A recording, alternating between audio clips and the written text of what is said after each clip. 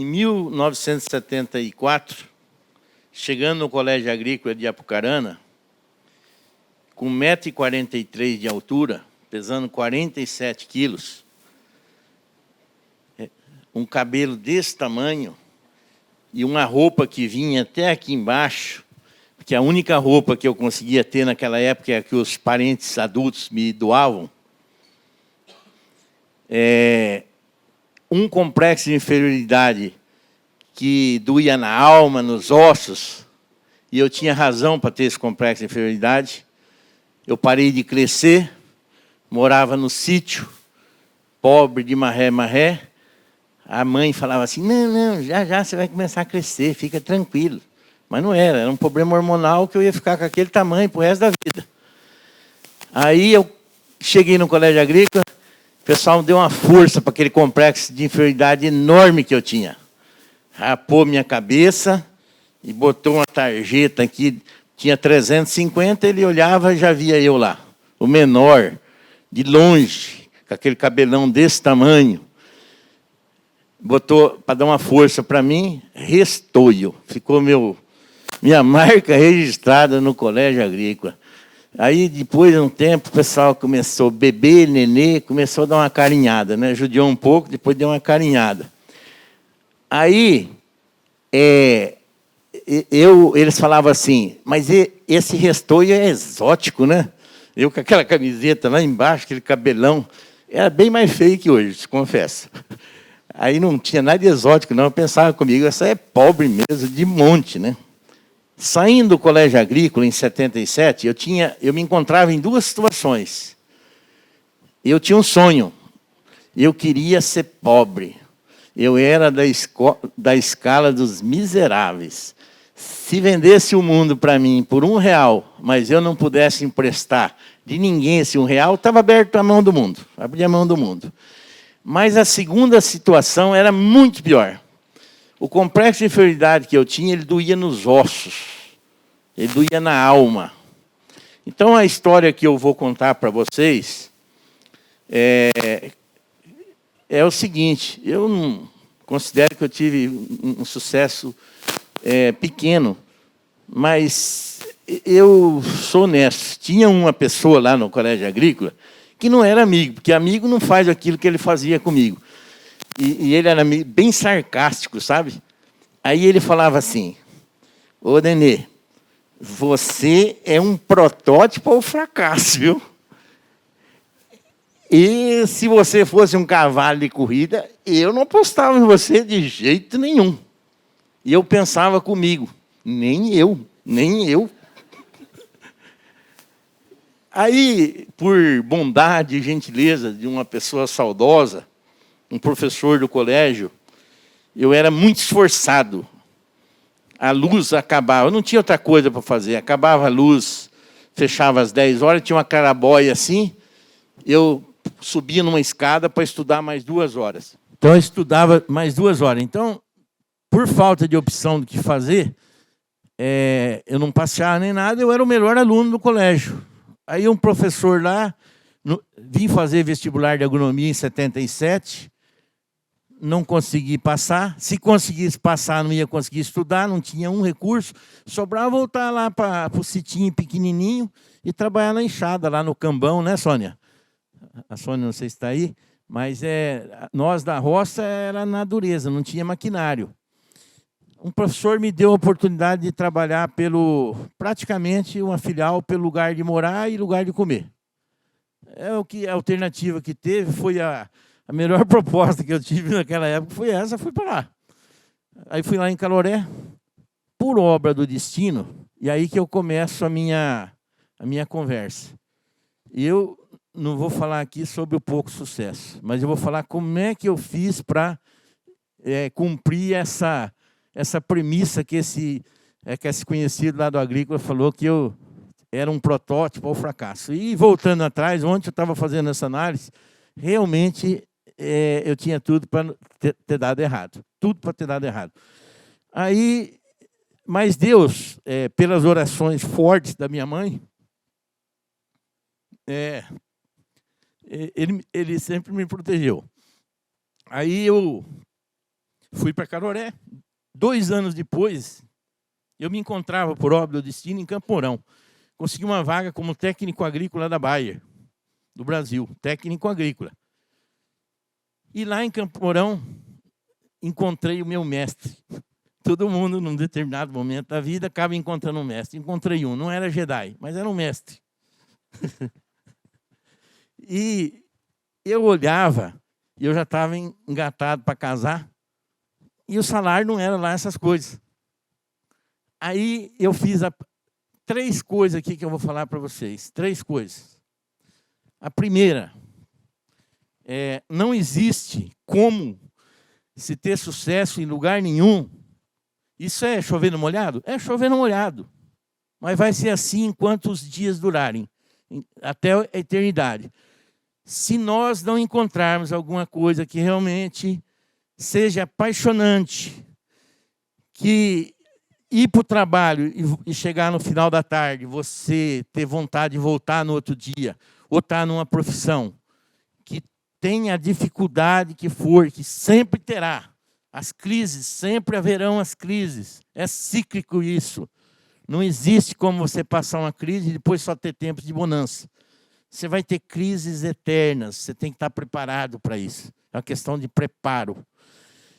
Então é o seguinte, você tem que encontrar alguma coisa fantástica, que você realmente goste, que você ame aquele negócio, que aquilo lá tenha um significado para a sua vida. E eu encontrei. Trabalhar com produtor rural, pessoa simples, humilde, como eu. Então, bati o santo. Né? Falei, eu quero ficar nesse negócio aqui até eu morrer. Não vou fazer outra coisa, não quero fazer outra coisa. Então, encontrei a primeira coisa, a vocação. Um dia eu fui conversar numa turma de formandos de uma universidade. Eu falei para eles, pessoal, tome muito cuidado com o primeiro serviço, tá? Vocês estão doidos para arrumar o primeiro emprego. Se vocês chegarem lá, e vai ter tudo com a minha conversa, o que eu vou falar. Se você encontrar uma empresa que pouco tempo que você estiver lá, você vê que os princípios morais, éticos, o caráter dessas pessoas não seja do bem, vai embora, cara, não fica lá não, porque senão você vai adotar aquilo como modelo e você vai virar um 171 também, zarpa lá, procura outra coisa, tá? Então, é o seguinte, encontrar a profissão ou a empresa que você estiver tocando e aquele negócio for do coração mesmo, tem que entrar na alma, você entendeu? Você tem que entrar na alma, você não, né? Aí, eu cheguei lá e falei assim para ele, fulano, como é que eu faço para não ser mais um na baile, hein? E ele tinha me emprestado alguns livros. Eu tinha resolvido que eu tinha 4 deficiências sérias.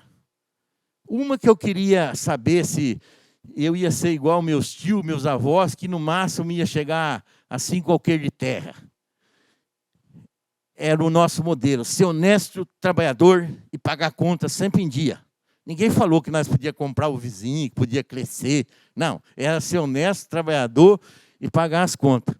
Certo? Não tinha outro, era o nosso princípio. E aquilo foi, quem leu, quem estudou, quem faz curso, sabe que se entrar dentro da nossa programação do subconsciente, se entrar dentro do subconsciente, vira programação, tá?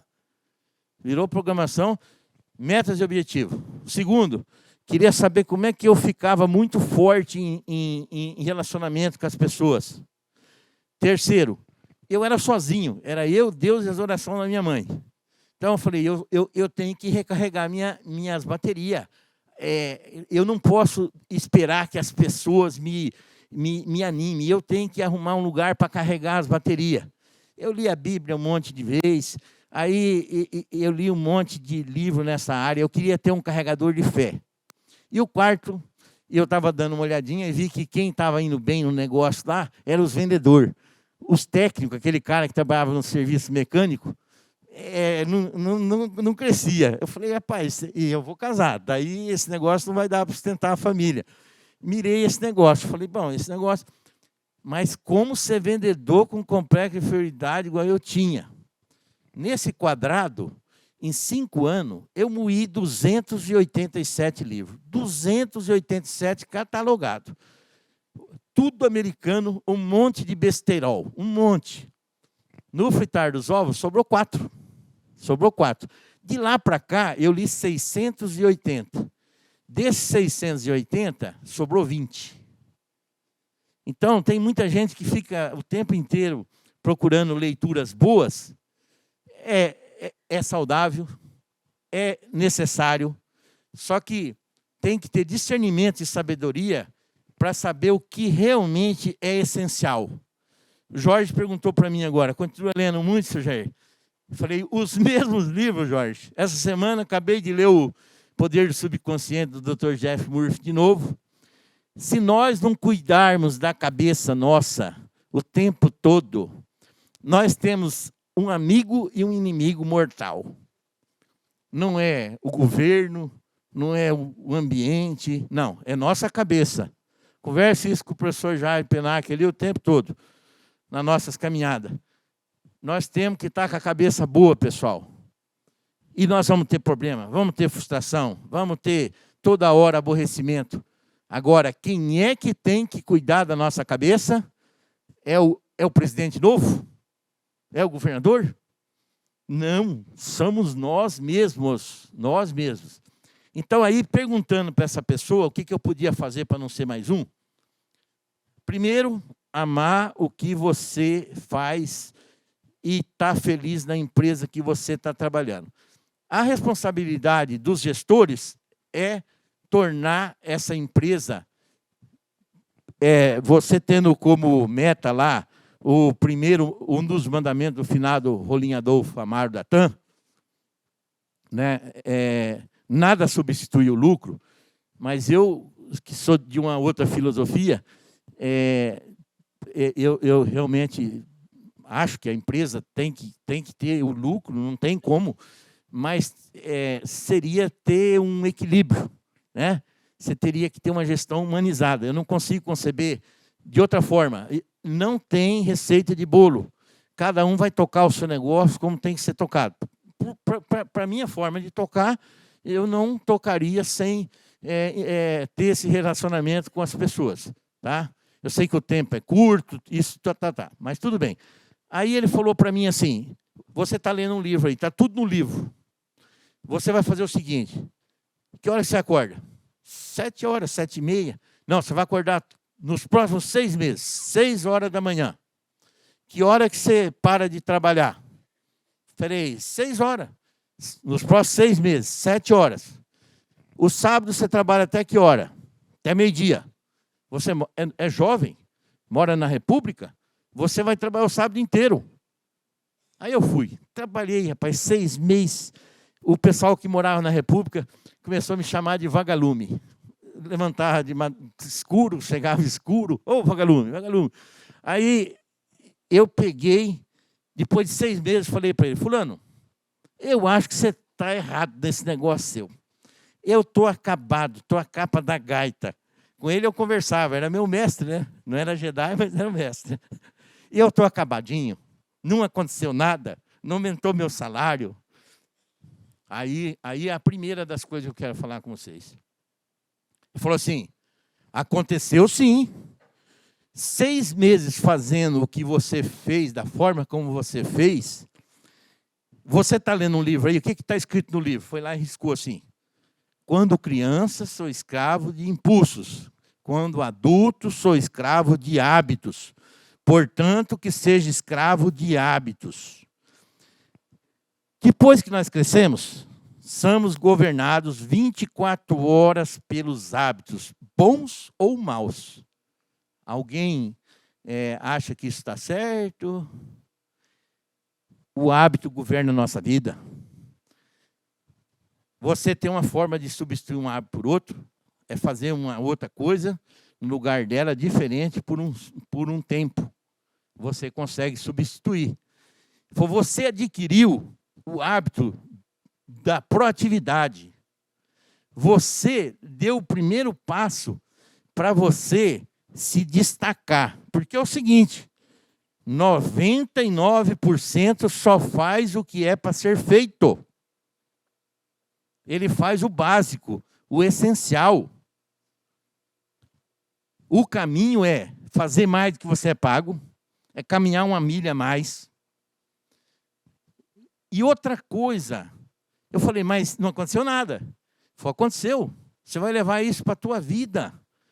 Se amanhã ou depois você virar empreendedor, você vai ver que nem um empreendedor consegue sucesso na vida trabalhando só 8 horas por dia. Alguém concorda com isso? Quem é o cara que mais trabalha na empresa? Principalmente quando você está saindo do menos zero, hein? Quando você está saindo do menos zero, não é brincadeira não, hein? Tem que ralar, certo? Quem é que vai ficar sem salário se a coisa não der certo, tiver que pagar os outros? Então, até a empresa sair do menos zero, as estatísticas estão aí. Quantas empresas que duram muito no Brasil, né? Você vê falar aí, estava conversando com a dona Rose, o Eletrano em Apucarana, mais de 60 anos, uma Romagnoli aqui, olha o tempo de uma empresa dessa, né? Outras tantas aqui. Pessoal, isso não é regra, isso é exceção, certo? Agora, se você for ver lá para trás e for ver o que as pessoas passaram para chegar nessa situação, pode ter certeza que não foi só moleza, não. Ralou pra caramba, sofreu muito, mas faz parte, tá? Tem os prazeres também, não é só o lado negativo. Aí ele falou assim, uma grande verdade. Se você adquirir esse hábito da proatividade, de você fazer mais do que você é pago, primeiro que você vai estabelecer um padrão para você. Você vai levar isso para onde você for. Isso é um padrão seu, ninguém te tira, cara.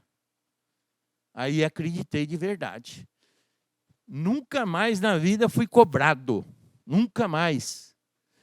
Eu acho que a vida é muito curta demais da conta para você estar sendo numa empresa apenas mais um, cara. Não dá para ser mais um só, não. Não dá. Aí fala, mas essa empresa minha não valoriza. Essa empresa minha é péssima. Manda a firma passear, cara. Vai procurar outra oportunidade. Vai empreender, vai fazer outra coisa. Se você tem consciência que você está fazendo o teu melhor, está fazendo mais do que você é pago, ou que você... Mas não tem segredo, pessoal. Hoje em dia, está difícil de você... esse negócio de ser média virou muito padrão, tá? Então, quando alguém faz alguma coisa fora da média, é facilmente percebido. Então, eu falo para vocês, cria esse hábito. Não é para a empresa, não. Cria esse hábito. Começa a ver. Faz a pergunta, eu me empregaria? Eu estou contente comigo como funcionário?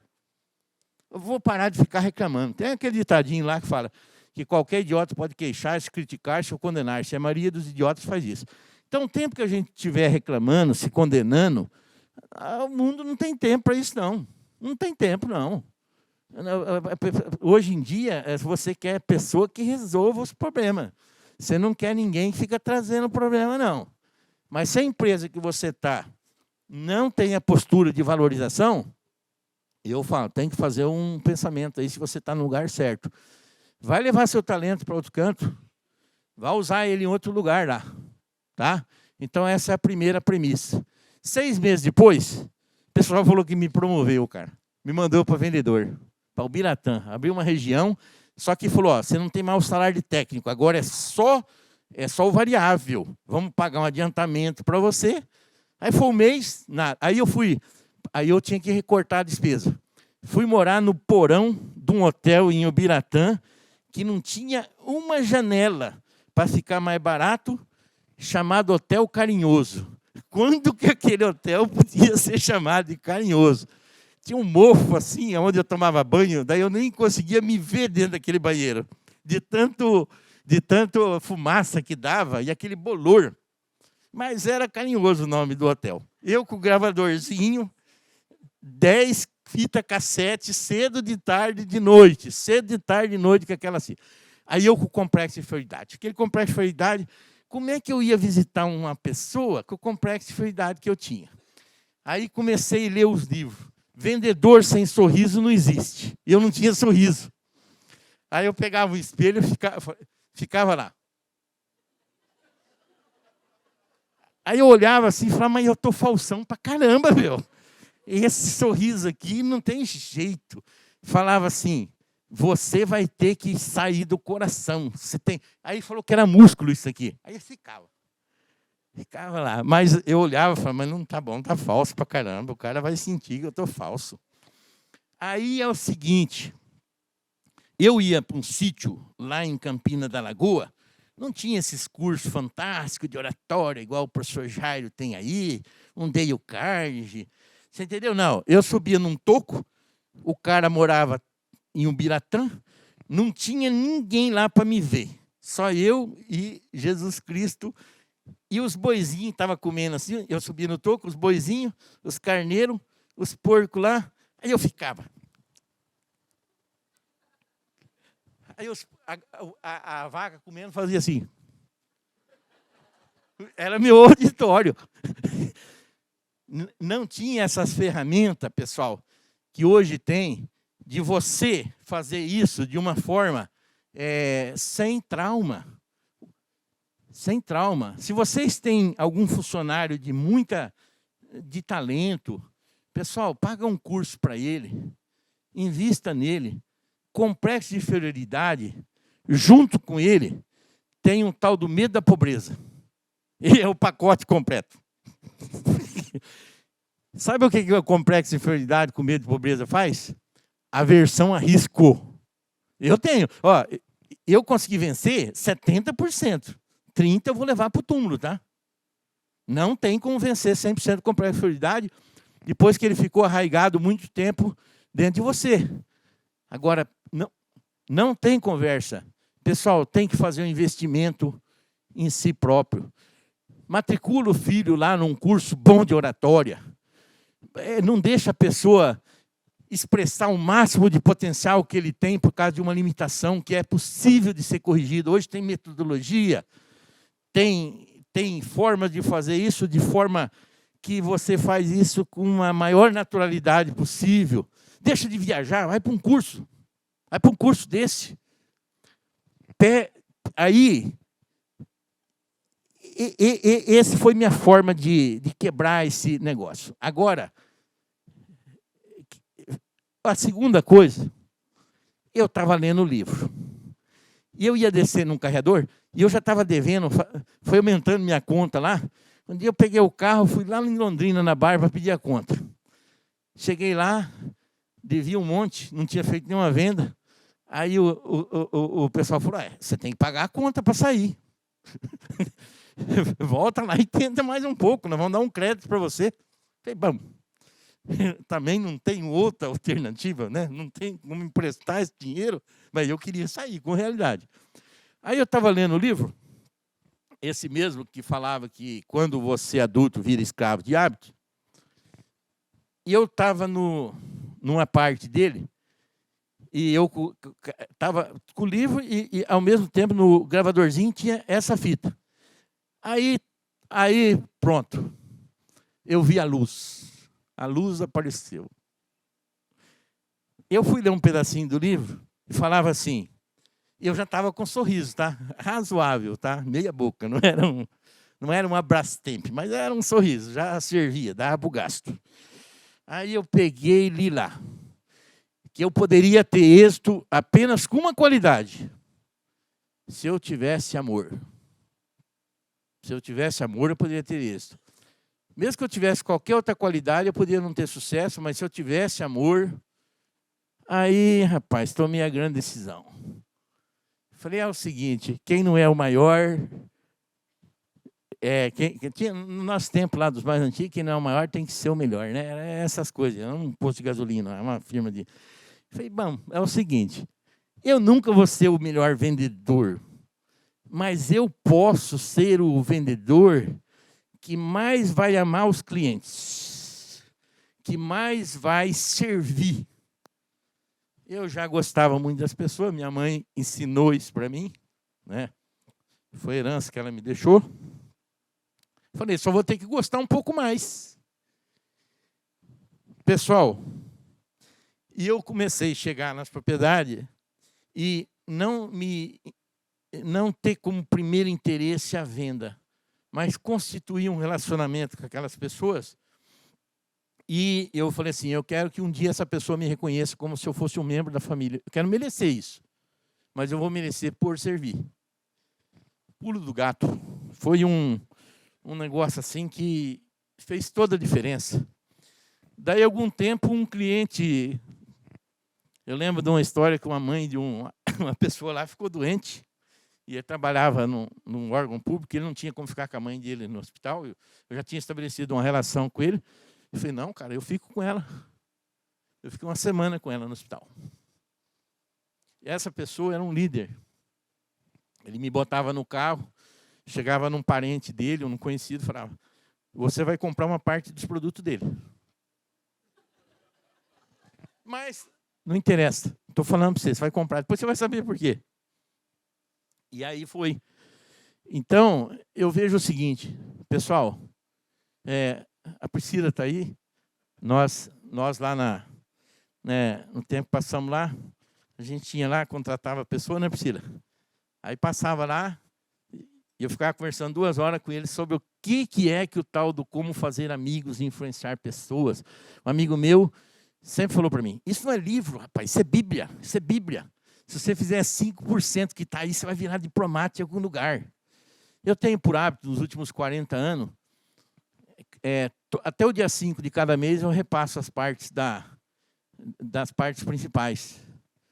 Pessoal, eu tenho uma empresa aqui em Maringá, que ela tem essa cultura. Eu sei como é que o cara chegou nessa cultura. Todo mundo... É assim, né? Ó. Como é que eu fiz assim, quando eu tive um sorriso já bem desenvolvido, né? Aí eu ia chegar numa pessoa assim, né? Aí eu mirava assim, falava assim, botava assim, eu vou gostar dessa pessoa, eu vou gostar dessa pessoa. Aí eu chegava assim, oi, fulano, como é que você está? Tudo bem? Não tinha segredo, né? Podia estar triste do jeito que fosse, mas não tinha conversa. Pessoal, esse livrinho é básico. Você acha uma pessoa extremamente talentosa numa empresa, mas com um monte de vícios, de comportamento, de relacionamento péssimo. A empresa acha é muito difícil, dificultoso mudar essa pessoa. Sabe o que acontece com ela? Ela vai mudando de empresa. É falha da pessoa, é falha da empresa. É isso que eu quero. Assim, essa atenção para essa deficiência, eu acho que o como fazer amigo e influenciar a pessoa tinha que estar em qualquer faculdade, qualquer curso médio. É uma falha enorme do nosso sistema de educação. O cara se forma de médico, vai aprender depois, pela vida inteira, como é que tem que tratar uma pessoa, certo? Um engenheiro. Né? Não tem segredo, o sucesso das pessoas está intimamente ligado com a habilidade dele tratar as pessoas. Um dia um amigo meu, nós 3 assim, ele virou e falou assim, para o outro, ô fulano, você sabia que o comércio não é um lugar bom para quem não gosta de gente? Aí o outro pegou e virou para ele e falou, negativo, negativo. A vida não é um lugar bom para quem não gosta de gente. A vida não é um lugar bom para quem não gosta de gente. O pessoal é igual o cachorro. Nós sabemos quando uma pessoa gosta da gente. Ó, falando gente, que vai fazer o curso do professor Jair lá, já levei umas 30 penalidades aí. Nós sabemos de quem gosta da gente. Nós sabemos. Você entendeu? E é mais fácil você criar relações de longevidade, de você ter prazer nos negócios, nas relações. Você vai lá, está com o teu companheiro de trabalho do dia a dia, mas se você conhece, você incorpora esses bons hábitos no relacionamento, fica mais leve o dia, fica mais fácil. Como resolver problemas quando surge? Alguém explica como é que faz para resolver problema, para não deixar perder o cliente? Está lá no livro, está escrito. Isso aí é sorte, é acaso? Não, não, é técnica, pessoal, é técnica. É forma de fazer. Então tem que treinar. Você entendeu? E treina só os bons e deixa... Não, não, treina o padrão todo da empresa. Treina todo mundo para ter um treinamento legal. Tem os processos? Tem. Tem que dar resultado? Tem. Mas uma coisa é certa, pessoal. nós temos que criar uma forma de ter vantagem competitiva. A maioria, todos nós somos egocêntricos. Nós gostamos do nosso cachorro, da nossa casa, das coisas que diz respeito a nós. As raras pessoas que conseguem se colocar no lugar do outro, que conseguem o hábito de elogiar, o hábito de receber a pessoa. Como é que nós gostaríamos de ser recebido num lugar? É fácil, pessoal. Como é que nós gostaríamos? Nós criticamos uma pessoa que recebe nós assim. Certo? Que é louco, que nós vamos embora logo, que se exploda, que zarpe. Mas nós não, nós somos nós, né? Nós somos importantes, nós temos valor, né? Então, o que acontece? Tudo se resume a uma única coisa. É seguir o mandamento divino do amor ao próximo. Não tem receita de bolo, não. Vai ter N organizações com resultados fantásticos, com formas de conduzir as gestões dessas empresas totalmente diferentes, né? Mas nós temos que ver como é que a gente é feliz também, né? Não é só o resultado. Se for só pelo resultado, ou se for só tratar uma pessoa bem porque ela pode dar um retorno para nós, pessoal, eu não sei se a vida vale a pena para ser levada dessa forma. Eu acho que tem que ter alguma coisa além disso. Nós somos extremamente passageiros, estamos aqui, daqui 10 minutos não ficamos mais. Então, pessoal, o que eu quero dizer para vocês é uma coisa só, tá? Nós temos um tempo limitado, muito limitado.